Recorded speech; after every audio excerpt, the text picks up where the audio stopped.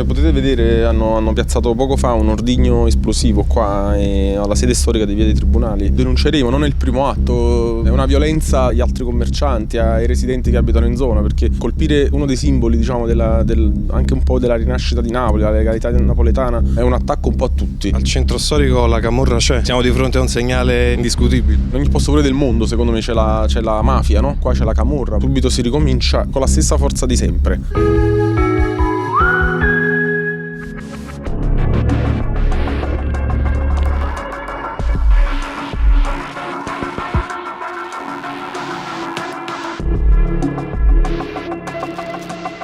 Come potete vedere hanno piazzato poco fa un ordigno esplosivo qua alla sede storica di Via dei Tribunali. 5 anni fa nella stessa sede fu appiccato un incendio. Siamo arrivati alla bomba, abbiamo tantissime telecamere, ne sono quasi una quarantina, tutte in zona. Hanno ripreso appunto una persona che da qui, dalla parte destra del locale, veniva e piazzava, diciamo, questo ordigno all'ingresso e poi scappava ovviamente frettolosamente. Non è il primo atto intimidatorio che ricevete, denuncerete? Denunceremo, non è il primo atto, è una violenza agli altri commercianti, ai residenti che abitano in zona, perché svegliarsi con un boato e colpire uno dei simboli, diciamo, anche un po' della rinascita di Napoli, la legalità napoletana, è un attacco un po' a tutti. Io, come feci 5 anni fa, ovviamente non perdo la forza di ricominciare, perché sto qui da quando ero bambino. Subito si ricomincia con la stessa forza di sempre. Al centro storico la camorra c'è, siamo di fronte a un segnale indiscutibile. In ogni posto pure del mondo, secondo me, c'è la mafia, no? Qua c'è la camorra. Io sono fiducioso che comunque si può sempre ricominciare, non